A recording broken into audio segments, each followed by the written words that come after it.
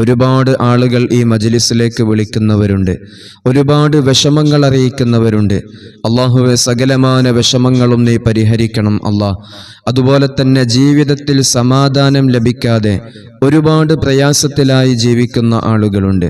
ഒരു മനുഷ്യന് ജീവിതത്തിൽ ലഭിക്കേണ്ട ഏറ്റവും വലിയ കാര്യമാണ് സമാധാനം എന്നത്.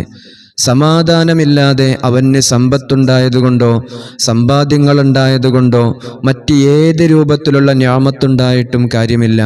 ആ മനുഷ്യന് ജീവിതത്തിൽ സമാധാനം ലഭിക്കണം. സമാധാനം ലഭിച്ചാൽ മാത്രമാണ് അവന് നല്ല സന്തോഷത്തോടുകൂടെ ജീവിക്കാൻ സാധിക്കുകയുള്ളൂ, നല്ല രൂപത്തിൽ കുടുംബബന്ധം പുലർത്താൻ സാധിക്കുകയുള്ളൂ. അവൻ്റെ ജീവിതത്തിൽ ഇരുലോക ജീവിതവും സന്തോഷത്തിലാകാൻ ആ മനുഷ്യന് സമാധാനം നിർബന്ധമാണ്.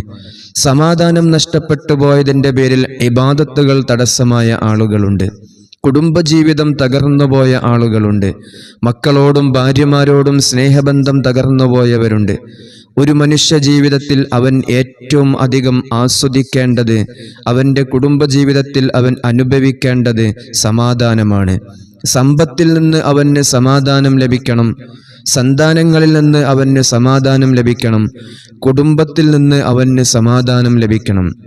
ഒരു ഭാര്യയാണെങ്കിൽ ഭർത്താവിൽ നിന്ന് സമാധാനം ലഭിക്കണം, സന്തോഷം ലഭിക്കണം.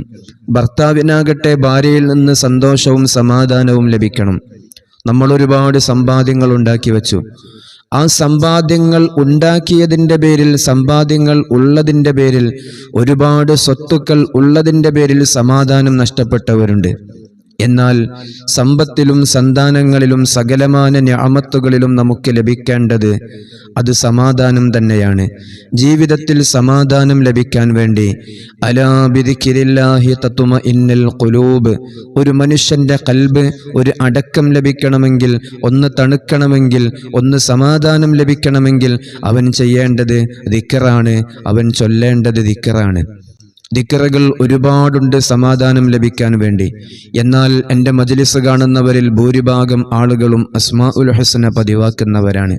അസ്മാഉൽ ഹുസ്നയിലെ 8ാമത്തെ ഇസ്മാകുന്ന യാ മുഹൈമിനു യാ അല്ലാ എന്ന ഇസ്മിനെ 290 തവണ എല്ലാ ദിവസവും നമ്മൾ പതിവാക്കിക്കൊണ്ട് ചെല്ലുക.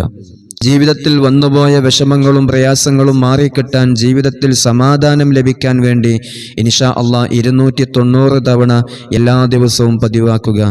ഇശാ നിസ്കാരത്തിൻ്റെ ശേഷം വുളൂഓടുകൂടെ 100 തവണ ചൊല്ലിക്കഴിഞ്ഞാൽ ജീവിതത്തിൽ വരാനിരിക്കുന്ന സകലമാന വിഷമങ്ങളും അല്ലാഹു മാറ്റിത്തരും. അല്ലാഹു നമുക്ക് തൗഫീഖ് നൽകട്ടെ.